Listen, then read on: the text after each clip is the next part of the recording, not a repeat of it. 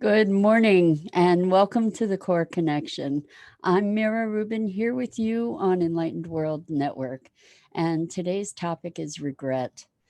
Lots of us have opportunities to wallow in regret, and it's a complex collection of all kinds of emotions and experience. And I want to take some time to tease it apart with you and look at how we might be able to transcend our regrets and move beyond them in our lives. So before we get started, let's take a minute to get present. Let's take a deep breath in through your nose, hold it, and imagine crisp, clean oxygen just coursing into your lungs and into your bloodstream and nourishing every cell of your body, all your organs. And as you exhale, exhale any tension, any stress. And let's take another deep breath in through your nose. Hold it. And now let's imagine sparkling white light lighting up all the molecules in your body and connecting you with the universe beyond. And as you exhale, exhale any stress, any tension. And now let's just gently press our palms together and softly, softly, softly rub your fingers against your palms and feel the deliciousness of that sensation. Just softly tickling your fingers against your palms and bring yourself present to your body right here, right now. Welcome, welcome, welcome, Catherine. I'm not going to try to say your last name, Catherine, middle name, because I might butcher it. But welcome. I'm delighted to have you here. And Jorge, welcome, welcome. And everybody else who's here joining us this morning, I'm so glad to have you here and to be sharing this time together. So today we're going to talk about regrets because I think it's something that we torture ourselves with our regrets, and I think that holding regret is a way that we hold ourselves to the past and keep ourselves stuck. Good afternoon, Hope. Welcome. I'm so glad you're here. We just changed time zones. No, Hope is in the UK, so welcome, and different time zone there. So regret. What really is regret? It was really interesting. I was doing a meditation this morning and a bunch of memories came up, and surprising memories. This was an interesting meditation. It was on clear and perfect vision, and what arose for me is being able to, out of nowhere, see some events from my past from a very different perspective. And that perspective let me see my culpability in the circumstances in a way that I hadn't perceived previously. And so what arose for me was a bunch of different feelings. There were feelings of sadness and feelings of some shame showed up for me, and disappointment in myself and how I behaved in that moment of my life. And so that got me to thinking about regret. Good morning, Dido. Great to have you here. Thank you so much for being here. We're talking about regret. And so what it got me to thinking about regret and what is the dynamic of regret. And first, the first thing that came to mind was guilt and shame, that's part of uh, so many regrets. And I know also there may be anger or rage uh, or any number of other emotions, vengeance. I mean, who knows? There could be such a collection of emotions that all combine to make regret such a powerful, powerful influence in our lives. And I was looking at, well, what is an antidote for regret? And what arose for me is forgiveness. And it's forgiveness of self, and also um, asking for the forgiveness of the other. And so I'm not in touch with the people that I had this memory around. And so I went to Hoponopono, which is something that I've talked about before. It's really, really powerful, uh, a powerful, powerful um, process to receive forgiveness and to create transmutation and transformation. So the way Ho'oponopono goes, and it's Ho'oponopono. It's a Hawaiian forgiveness ritual, and the way that it goes is, I'm sorry, please forgive me, I love you, thank you. And it's not just words, so it's something that we get to be present to, and you can envision the person or people. Thank you, Dido. She put Ho'oponopono in the in the chat for anybody that wants to check it out. So if you want to look it up and learn more about it, but the idea is, in each portion of the process, I'm sorry, is to really connect with whatever that regret is, whatever that sorrow is, and envisioning the person or people that were that you may have the regrets about around in that circumstance. I'm sorry. And that is taking responsibility for your accountability in creating that circumstance. And the premise really of Ho'oponopono is that we create our world. And so I am responsible for that circumstance. It's such a powerful practice. But anyway, I'm sorry, and then asking for forgiveness.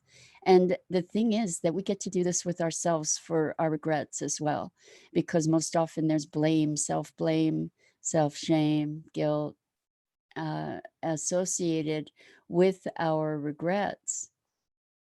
And so please forgive me. We get to ask for that forgiveness of the other, of ourselves. I love you. And that is bringing ourselves to presence of our acceptance of the other and or ourselves. I love you.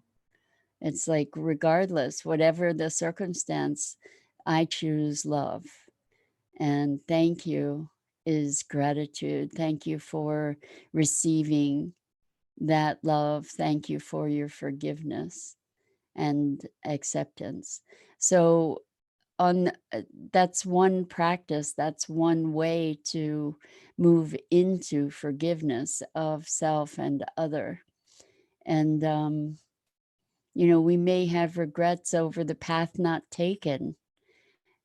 I i th- i wonder if that's the case for you, if you guys want to play with me here and look at some of the things that you may have regrets about in your life. I don't have too many regrets, I have to say, because I have gifted myself the forgiveness to move beyond my transgressions or behaviors, or that I weren't up to my standard, to be able to see those things clearly and to be able to see them without judgment is is a gift that we can give ourselves and give others. Because as we learn to be less judgmental of ourselves, we are less judgmental of others. And our judgment of others, if you dig a little bit more deeply underneath it, it's typically connected with a very deep judgment of ourselves. So, uh, what we're looking at in terms of dealing with regret is acceptance. Acceptance, and to say, okay, well, you know what? Part of me wishes I hadn't done that. And I accept that that's how it was. I accept it. And, Christina, welcome. So glad to have you here. And, Christina says, "Thanks for reminding me once again of Ho'oponopono. I had a not too nice reminder that I still have some regrets with the circumstances surrounding my mom's death that have been put on the back burner because of all the changes. Universe reminded me back burner does not mean gone. I have few regrets in life as well, but this was one. Several, really." Christina, thank you so much for your vulnerability and sharing so deeply from your heart. Um, yeah, I had some regrets around my dad's death too. And I've been revisiting so much of this lately. It's wild.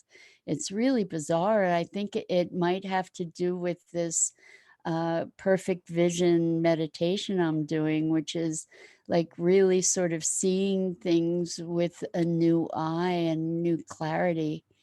And it's not always pretty, and we get to look at those things where we have regrets and and heal that, because carrying that, first of all, denying it just embeds it deeper. So what you're saying here, not that you were denying when you put something on the back burner, but I agree with you. Just because it's on the back burner doesn't mean it's gone.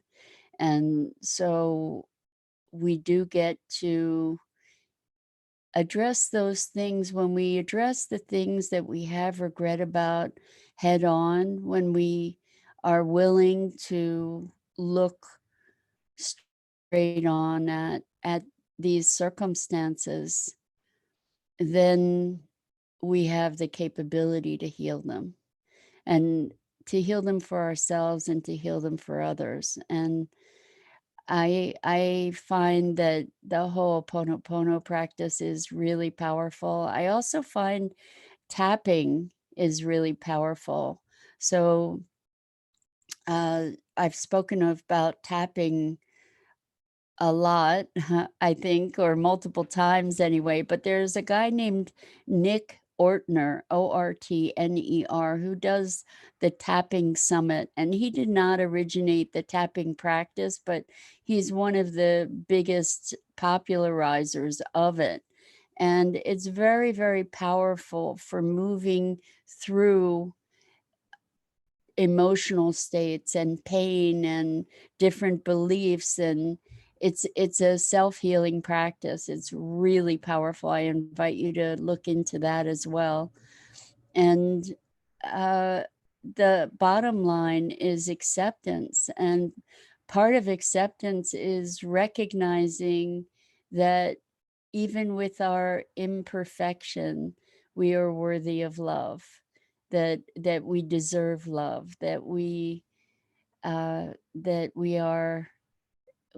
entitled to love. We are all worthy of love and self-love and self-acceptance. And so when we recognize that we're not perfect and we don't have to be perfect, then we can accept ourselves in our bright brilliance and our dark shadows. And that's what true acceptance is, particularly without judgment, is to be realizing that we are light and shadow. And One doesn't exist without the other. And Dido found Nick Ortner for us. Thank you so much, at the tappingsolution.com. So I really invite you to check that out. It's a very, very powerful practice for self-healing and transformation. So to get you through difficult moments and to move into this deeper sense of love and acceptance. Christina writes, my mom just passed in February, and it's been a much different grieving process to start with.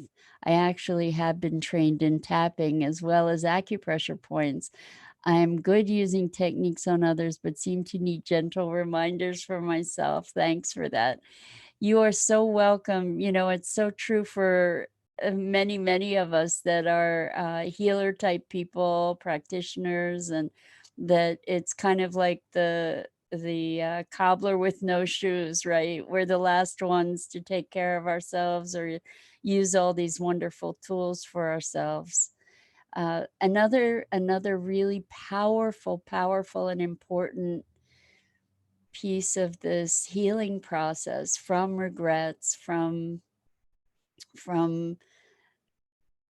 any deep wounding is to be present to the feelings of it, you know, to be touching into the sensations and emotions that come up when you're present to a regret, for example.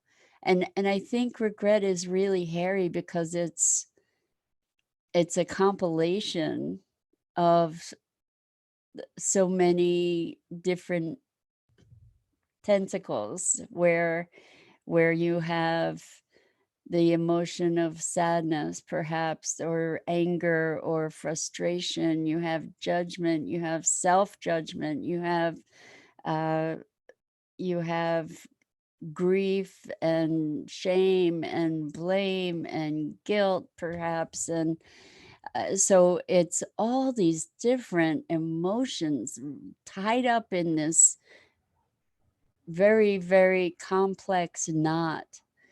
And so with Ho'oponopono, if you decide to use that practice in addressing regret, particularly for self-forgiveness and for forgiveness from others, it may be helpful to identify what the emotional components are of that regret. Christina says all of that. I hear you. I hear you. I have been very present to these things for myself in my past, in the past week or two, actually, as I'm thinking about it.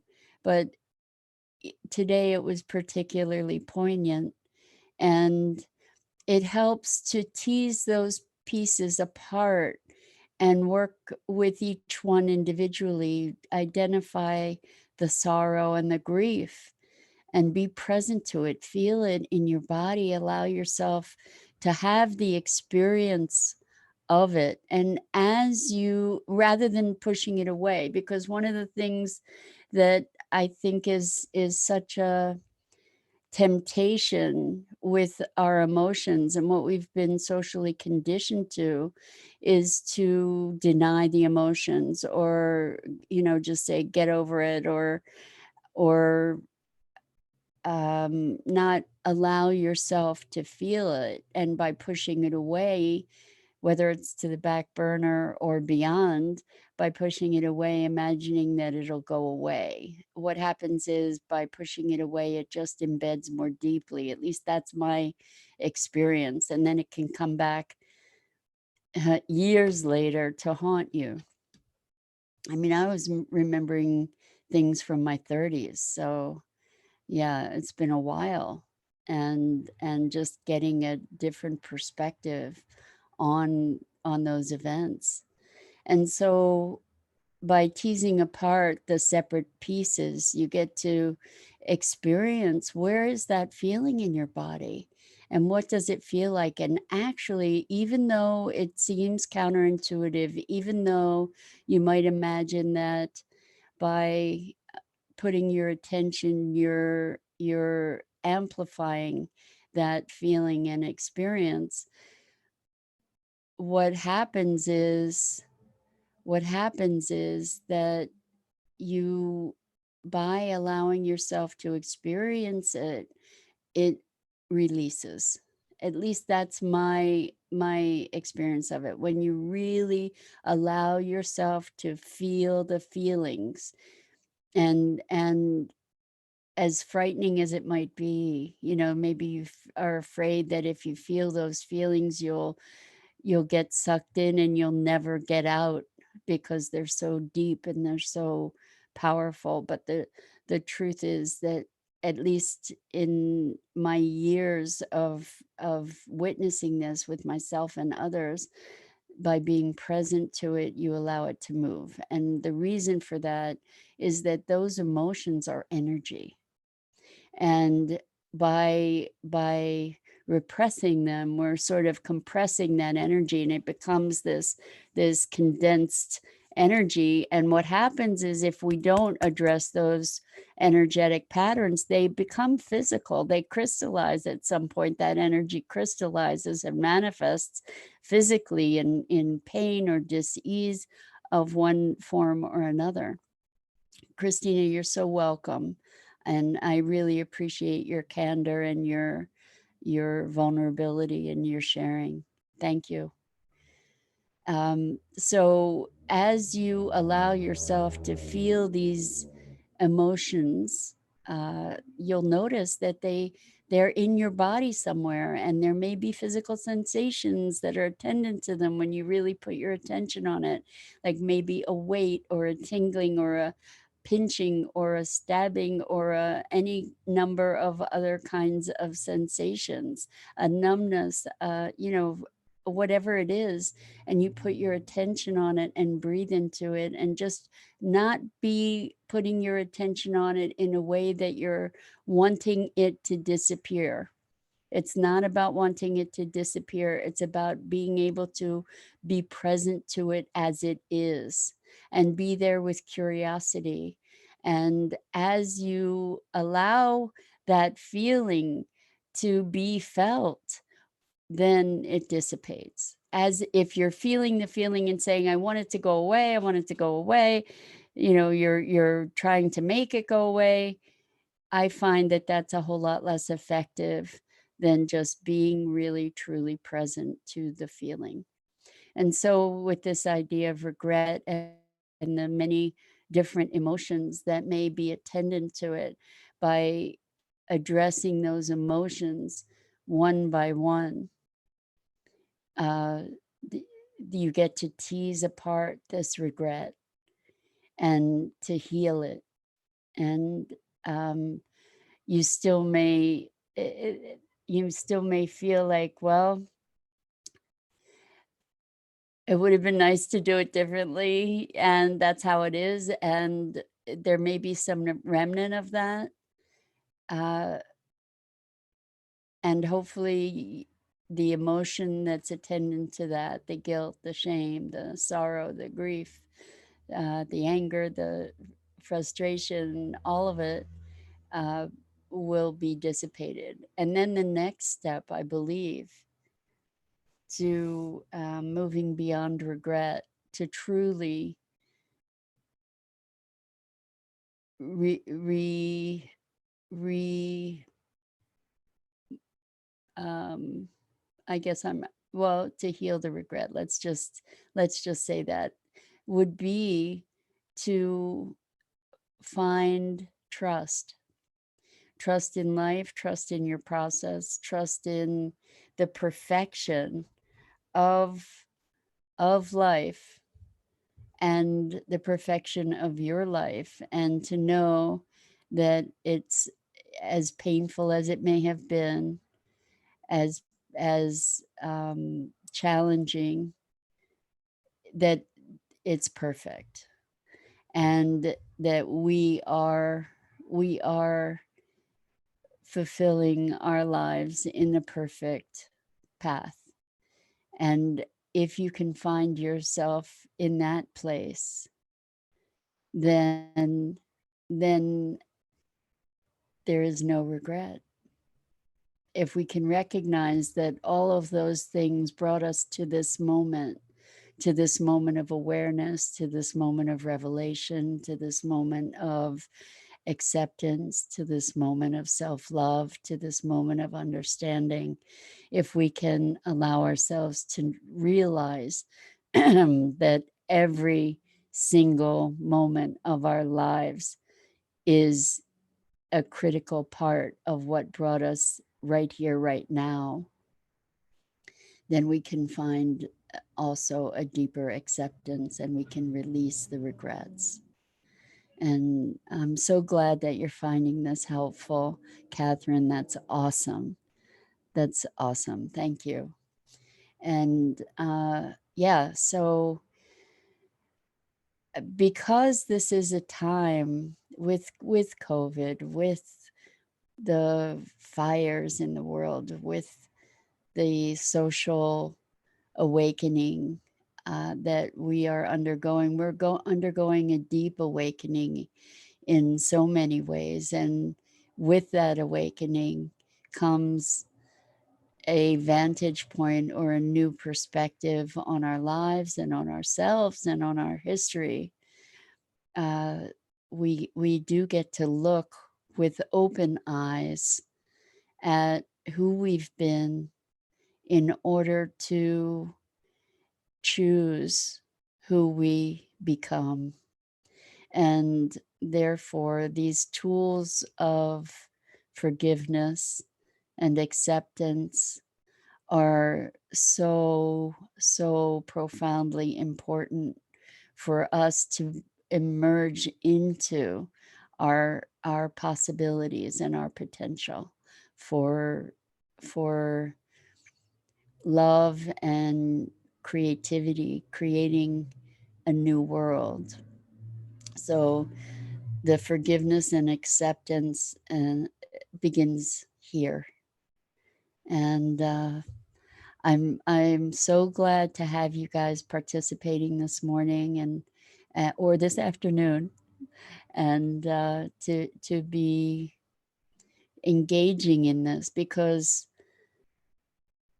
it's so important to heal ourselves forward so that we can truly create a new future. Dido says, I just want to capture what you just said. Every single moment of our lives brings us right here, right now, so that we can be present, so that we can release our regrets. Beautiful. Thank you. You're so welcome. You're so welcome. Yes, within ourselves, that's where all of this begins.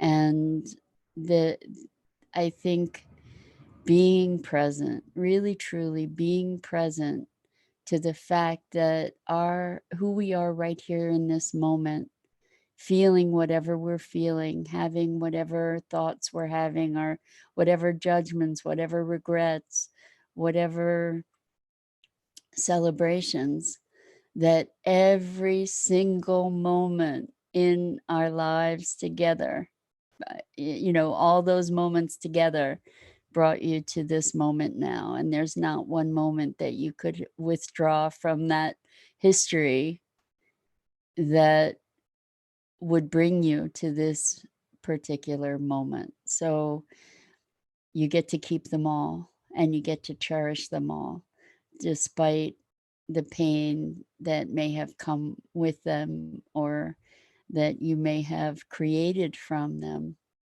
We get to cherish all of those moments in bringing us to this place right now.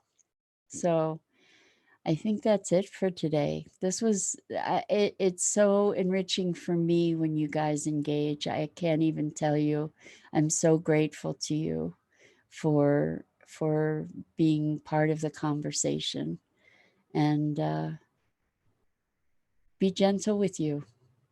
Be gentle with you and allow yourself to move gracefully into self love, deeper self acceptance, and releasing the regrets. And so I'm Mira Rubin. This is the Core Connection. And I'm here weekday mornings at 9 a.m. Eastern. So I hope you'll be back and play with me again sometime soon. So much love, deep, deep compassion to you.